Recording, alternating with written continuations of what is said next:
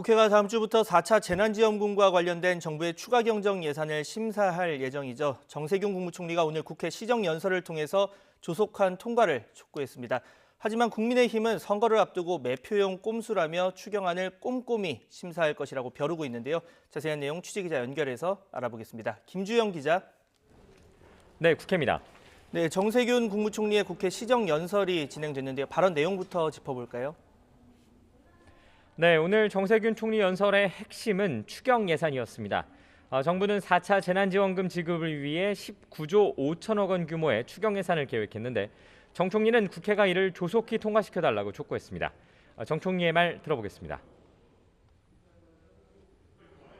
이번 추경안은 절박한 피해 계층의 고통을 덜어주기 위한 민생 치료제입니다. 어려운 국민들께서 빠른 시일 내에 지원을 받으실 수 있도록 정부가 제출한 추가 경정 예산안을 조속히 심의 의결하여 주시기 바랍니다.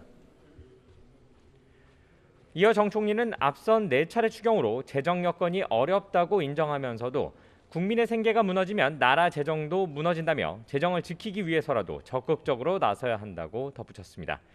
이와 관련해 민주당은 다음 주부터 시작될 추경 예산안 심사를 신속히 진행한다는 방침인데요. 반면 국민의힘은 이번 추경이 오는 4월 재보궐선거를 앞두고 진행되는 매표용 꼼수라고 비판하고 있습니다. 국민의힘 추경호 예산결산특별위원회 간사는 피해 지원을 위한 재난지원금의 필요성 등은 공감하지만 앞선 3차 재난지원금 지급도 다 끝나지 않았고 558조 규모의 본 예산도 제대로 집행해보지 않은 가운데 또 추경에 나선다고 꼬집었습니다. 이어 면밀한 예산 심사를 통해 불효불급한 예산 삭감을 요구하고 대신 코로나 피해 부문 추가 지원에 나서겠다고 강조했습니다.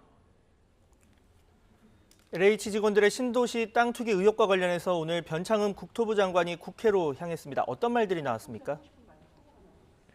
네, 더불어민주당 이낙연 대표는 오늘 아침 변창흠 국토교통부 장관과 장충모 LH 사장 직무대행을 국회로 소환했습니다. 이 자리에서 이 대표는 사안의 엄중함을 인식하도록 요구했고 국민의 분노와 실망을 훨씬 더 감수성 있게 받아들여야 한다고 지적했습니다. 또 원칙적으로 조사를 하고 결과를 국민에게 공개하라고 언급한 것으로 전해졌습니다. 이 대표의 말 들어보겠습니다. 전수조사가 광범하고도 확실하게 이루어져야 하기 때문에 우선은 지켜보겠습니다. 그에 임하는 국토교통부와 LH공사의 자세에 대해서 제가 심할 정도로 매섭게 얘기를 했습니다.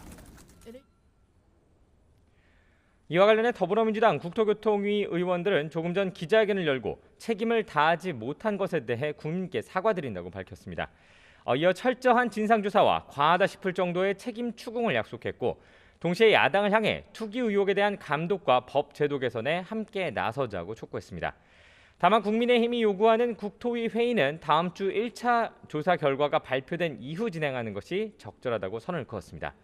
이와 관련해 국민의힘은 오늘 국토위 회의를 열고 변 장관 등을 불러 질의에 나서자고 요구하고 있는데요.